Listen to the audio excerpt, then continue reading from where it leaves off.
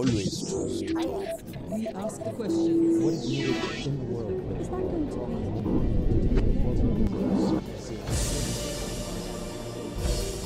After 12 years of NATO troops on the ground, Afghanistan is still far from a peaceful and stable country. And yet, the NATO alliance is getting ready to pull out. Next year, their troops will withdraw from the front lines, but will they stay on in a training mission? As yet, no one knows. With just over a year to go before withdrawal, there is still no definitive agreement with the Afghan government. And also no definitive conclusion as to whether NATO's mission in Afghanistan has been a success. The Afghan President Hamid Karzai angered Western leaders earlier this year when he dismissed the results, saying the entire NATO exercise was one that caused Afghanistan a lot of suffering, a lot of loss of life, and no gains. So what does NATO's Secretary General have to say about that? And what about NATO's role in other parts of the world? The alliance was instrumental in overthrowing the Gaddafi regime in Libya, but that nation remains unstable. There are reports that Libya has asked NATO for help. In Syria, al-Qaeda-affiliated groups are now based along the border with Turkey, a member of NATO. So would NATO automatically come to Turkey's defense should the country be attacked from inside Syria? We will find out as NATO's Secretary General, Fogh Rasmussen, talks to Al Jazeera. Fogh Rasmussen, thank you so much for talking to Al Jazeera. Let's begin in Afghanistan, the biggest NATO operation to date, due to end at the end of 2014. And yet, even with just over a year to go, we still don't have a concrete idea of what's going to happen next when it comes to NATO and US presence there. There still isn't a finalized bilateral security agreement between the US and Afghanistan, and that's after 11 months of negotiations between the two parties. Are you concerned that we still don't really have a full agreement, that a full agreement hasn't yet been reached? Actually, the good news is that we have seen concrete progress as regards the legal framework for our future presence in Afghanistan. And we know for sure that we will still be there after 2014, provided, of course, that the Afghan government invites us to stay. But we are prepared to establish a training mission to train, advise, assist the Afghan security forces after 2014. And we have made progress as regards the legal framework as well as the practical preparations. So progress has been made as well on the negotiations just last weekend, but let me just read back to you something the US Secretary of State John Kerry said. He said, if the issue of jurisdiction cannot be resolved, then unfortunately there cannot be a bilateral security agreement between the US and Afghanistan, and everything, even the NATO presence, hinges on that. So, I mean, I don't begrudge you your optimism, but you can't negate that there is a possibility that there just won't be an agreement. Of course, it is a possibility, and we have to send that a very clear message that it is a prerequisite for our continued presence in Afghanistan, that the legal framework is in place. That is, as regards the NATO presence, that we have what we call a status of forces agreement. I would expect a status of forces agreement to be negotiated and concluded in the wake of a bilateral Afghan-US security agreement. We are not there yet. There's still work to do. Progress has been made, but there's still work to do. And of course, we have to send a clear message that is a prerequisite for our continued presence, that the legal framework is in place. So basically, if there's no agreement between the US and Afghanistan, then there can be no other NATO presence, for example, German troops. If the US doesn't agree, then there is no presence of NATO at all. Still, yes, it is a possibility, but let me add to that I am quite optimistic about achieving a final solution. I have engaged with not only President Karzai, but also other Afghan leaders, and whenever we meet, they have stressed their desire to see a continued NATO presence in Afghanistan in order to train, advise, assist the Afghan security forces. So based on that, I do expect the negotiations to be concluded positively.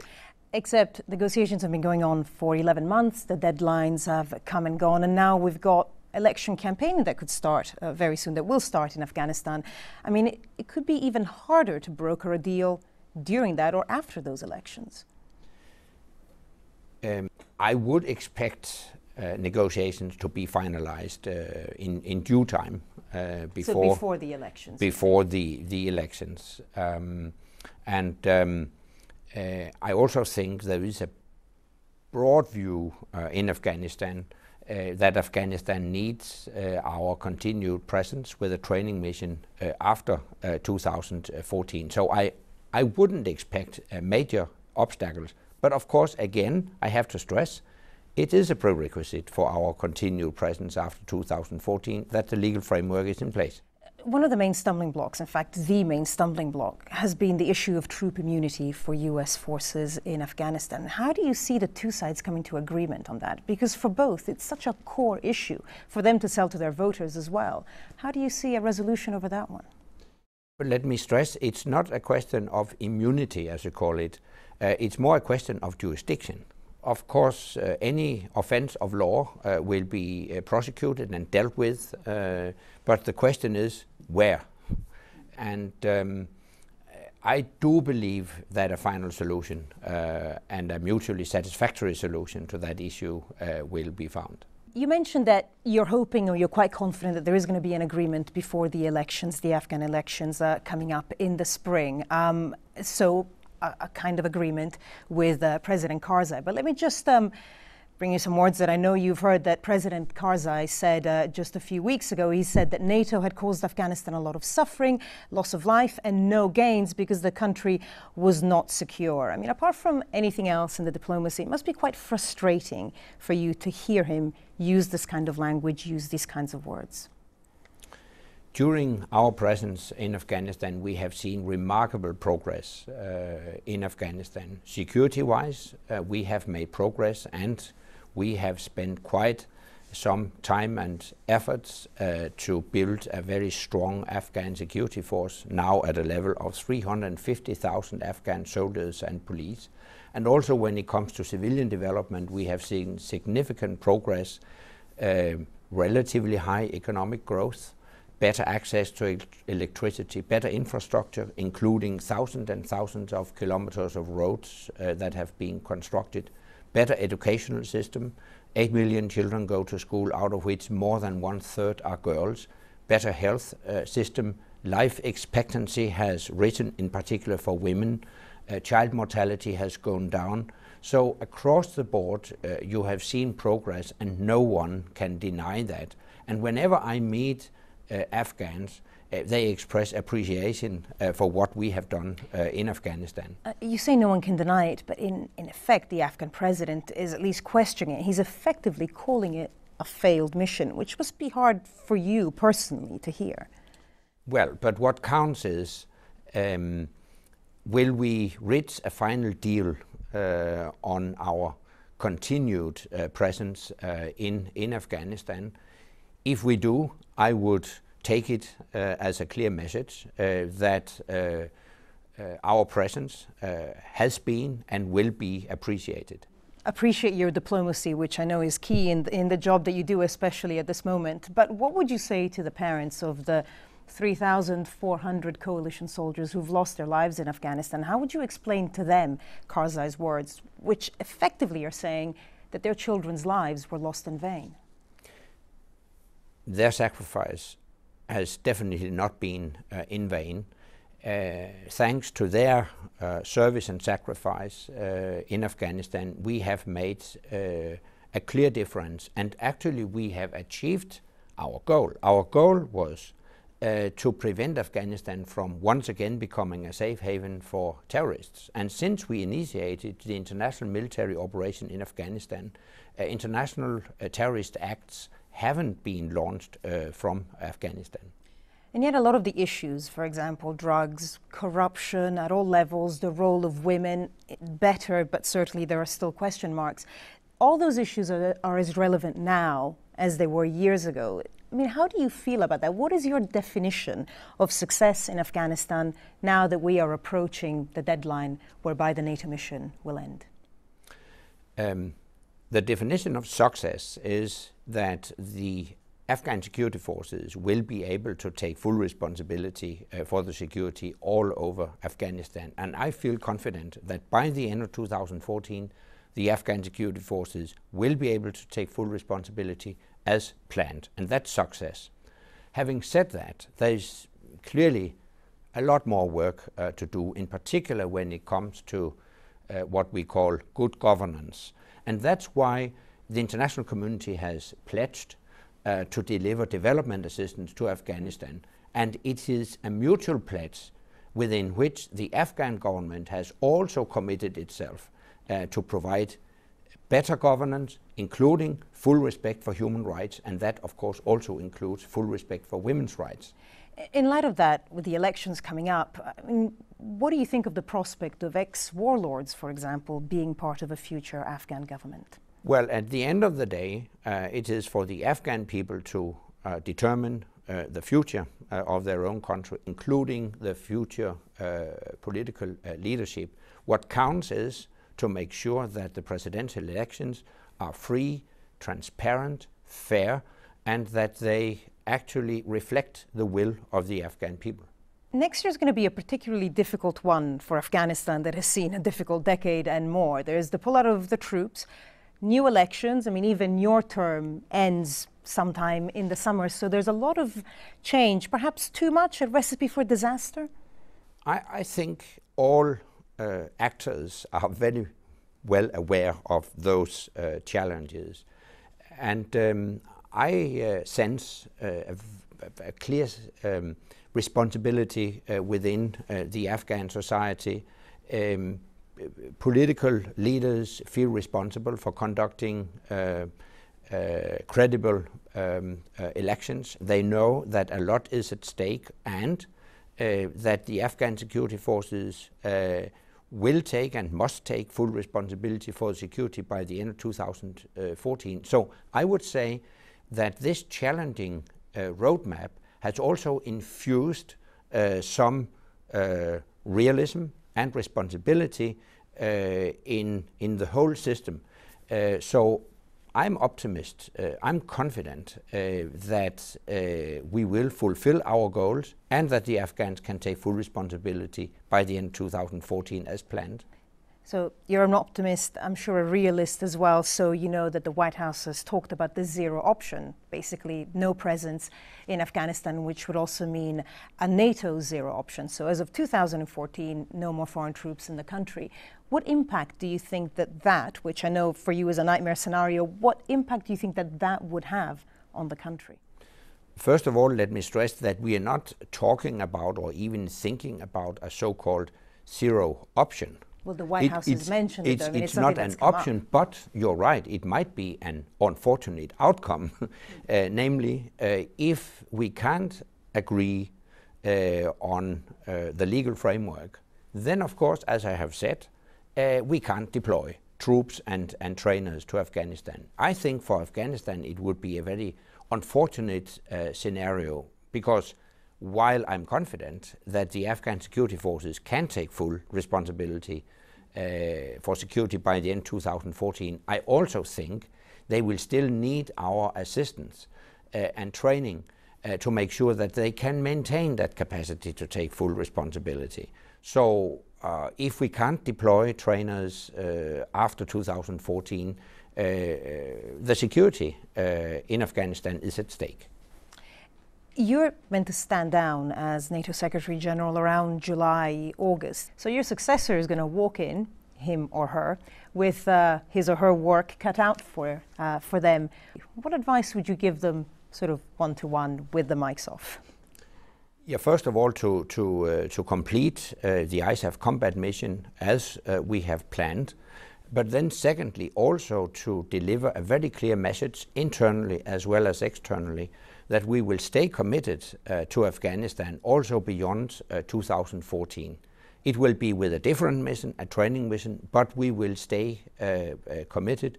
We will also stay committed to financing the Afghan security forces after 2014. I think that message of continued commitment is of utmost importance. because it would create trust and confidence not only in Afghanistan but in the whole region, and we need that. Has NATO won in Afghanistan? We have achieved our goal, as I said.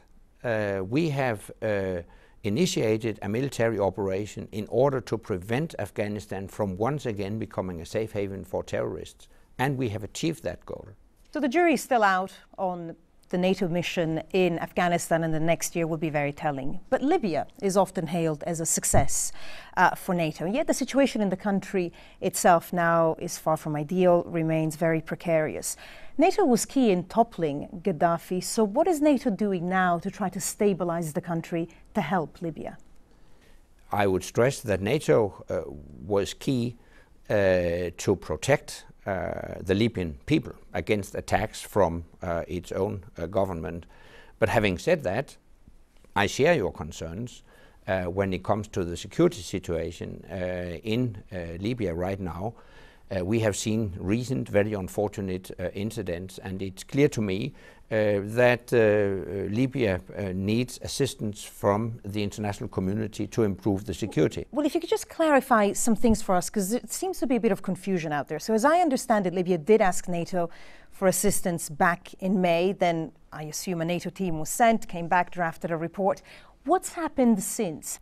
I can confirm that Libya has requested NATO assistance to build their security sector. We sent an expert team to Libya to explore that further. We have been and we are still in a dialogue with the Libyan authorities to see where we can add value. NATO has a lot of expertise when it comes to modernizing the security sector, in particular to put the security sector under civilian and democratic control, which of course is essential for a nation in transition from dictatorship to democracy. Well, especially Libya, where there is hundreds of militias. In fact, just last week, the Prime Minister, Ali Zaidan, was temporarily held by one of those militias. Now, again, I understand that the Libyan government asked NATO for help specifically with that, controlling the armed groups, trying to integrate them in the army. I can confirm that Libya has requested our assistance to build their security sector, which of course also includes centralized control of militias. We are right now working with the Libyans to figure out where exactly NATO could best add value. I think we need a lot of good efforts to actually help the Libyans to build their new society. I mean, currently, right now, the leadership in Libya is disorganized, riddled with infighting. How hesitant are you to train people when you don't necessarily know which side they'd be fighting on in the future? Yeah, but actually I don't think there is an alternative to try to help them also when it comes to training of their security forces so that they can live up to modern standards militarily, but also when it comes to awareness of their obligations within international law. Most people would think that NATO had a direct impact on regime change in Libya. Do you think that that also gives NATO a responsibility for the country's future? This goes far beyond NATO. I think it's a responsibility for the whole of the international community. After more than 40 years of brutal dictatorship, all institutions actually were demolished in Libya. So the new authorities are faced with a very challenging task to build everything bottom up, and they need assistance from the international community as a whole, and of course NATO is part of that international community. Interestingly, the focus of the international community, certainly for the past 2 years, has very much been on Syria. Now we have this deal on the table whereby Syria's chemical arsenal will be destroyed. You have spoken on the record and called the human rights violations in Syria horrific. So, I mean, we have this deal, no more chemical weapons, one assumes, so a bit of a face-saving compromise for the politicians. It doesn't take away the violence that is still hitting thousands, millions of people in Syria. So what do you think should be done to try and stop the human rights violations going on in the country? I am just as frustrated as everybody else, I think, to witness that more than 100,000 people have been killed in Syria. Unfortunately, there is no easy solution, and definitely there is no military solution to the conflict in Syria. What we need is a political process that leads to political settlement. In that respect, I welcome the joint American-Russian initiative to organize an international conference, and I urge both government and opposition in Syria to participate in that conference and pave the way for a long-term sustainable political solution.